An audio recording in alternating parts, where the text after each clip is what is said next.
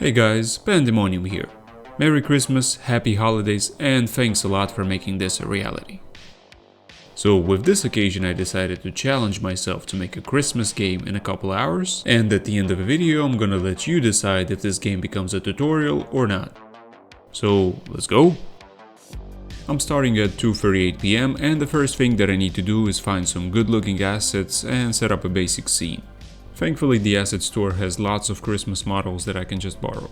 This is the scene that I had, but it looked pretty bland, so let's apply some skybox magic to it. This looks much better. Now we need to get the character to move around. For this purpose I used the character controller component, created a script that controls it, wrote some code and got it to work right away. Well, almost right away. After a bit of tweaking, the left to right movement works properly, and the idea here will be that Santa will move left to right trying to catch all the presents that fall from the sky. The next step was animating the character, because it doesn't look good like this obviously, so welcome to Mixamo. And I love the fact that you can just drag in the 3D model and the website will rig it automatically for you. Now the only thing that's left to do is drag it into Unity and go back to the website and select the animations that we'll need. We'll need the idle animation when the player is not moving and the running animation for when the player is. Another thing that I love about Mixamo is the fact that you have these sliders which you can adjust and the animation will just look completely different. Like in this case, for example, I'm adjusting the style and the speed slider to make the animation look as goofy as possible. Next I went into Unity, copied all the animations, created the transitions and wrote the code that controls them, and this is the result.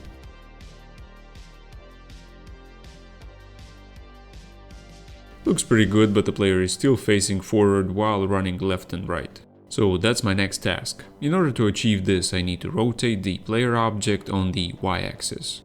To implement this, I'm gonna use a plugin called DoTwin, and I highly recommend that you try it out because it's very easy to use and it has some awesome functionality. The result looks something like this. It's already looking pretty good considering we're less than 1 hour in, but the player can still run away from the screen, so I need to find a solution for that.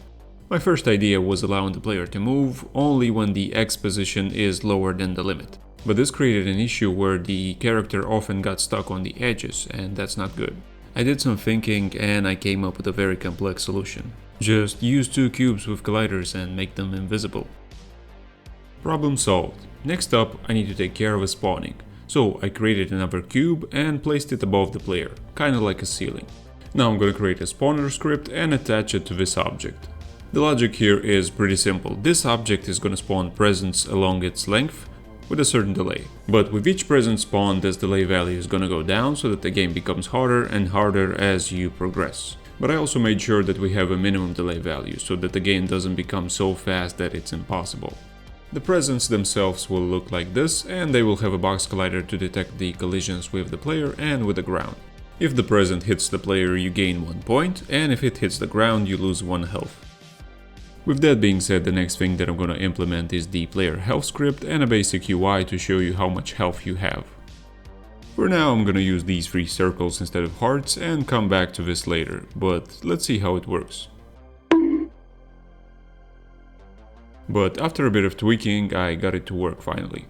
Next up, I added a code that takes away 1 life once the present hits the ground. So I'm 1 hour in and I added all the basic mechanics into the game. But it's almost 4 in the morning, so I'll hit the bed and continue when I wake up. On the second day, I started working around 1:30 PM, and today I'm gonna start with the sound manager and use this soundtrack that I found in the Unity micro game Christmas package.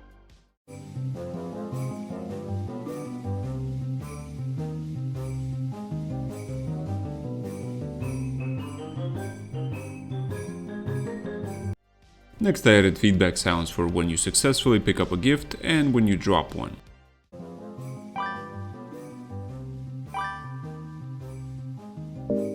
It sounds pretty nice, but hearing the same sound effects during the entire game will get pretty tiresome, so I added a bit of randomness to the pitch of a sound.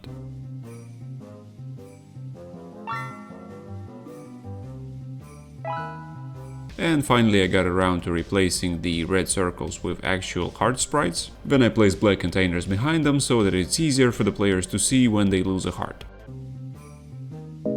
To make the feedback even better, I want to add some particles for when you successfully pick up a gift and when you drop one. So I made a particle manager that handles that and 2 particle effects for each scenario.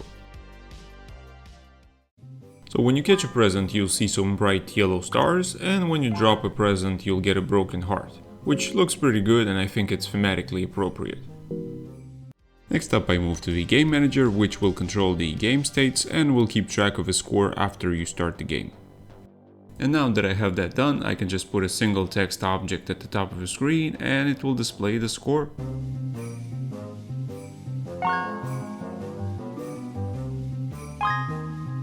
And by the way, if you're still not convinced about do to win and what it does, check out this do punch scale method.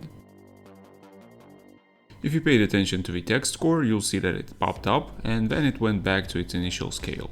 It's a great effect if you want the player to pay more attention to the feedback, and considering how easy it was to add, it's simply a no-brainer, at least in my opinion.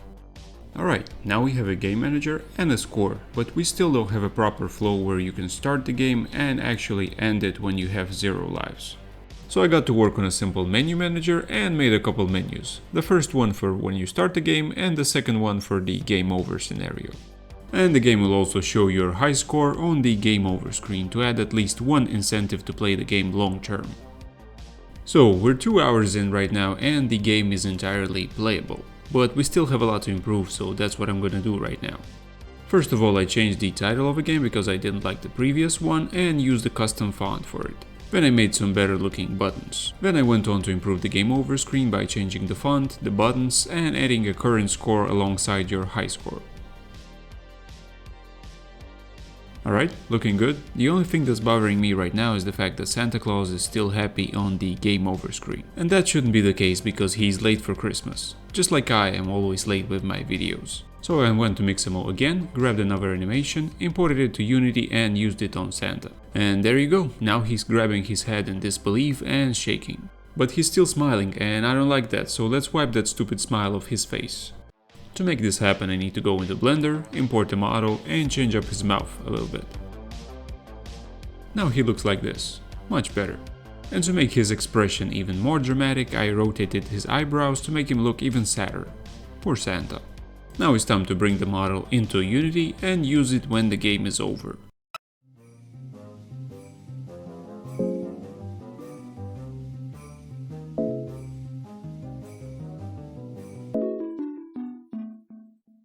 And the final thing that I want to add to the game before I release it is make the camera zoom on his face when you lose the game.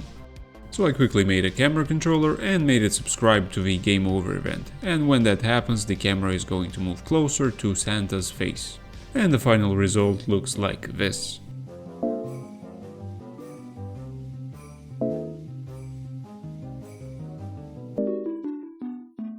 Right, now it's time to make the icon for the game, and for this I use Photopea, which is basically a free alternative to Photoshop, and you can use it in your browser, so I highly recommend it if you need to do something like this quickly.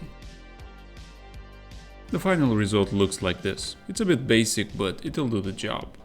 Now it's time to finally make the build and put it on itch.io. And that's it, now the game is available, you can play it in windowed mode or in full screen. The best part is the fact that you don't need to download anything, you can just play it in the browser. There is an Easter egg in the game that you can find if you get to a high score. And also let me know what your high score is, the link to the game will be in the description. Mine is currently 67 and I doubt that you can beat that, but you can prove me wrong. I had a lot of fun making this, it was kind of a mini jam for me to provide some variety, and also I want to try the new format where I'm letting you guys vote on what tutorial comes next. All in all, it took me 3 hours and 36 minutes to publish this game.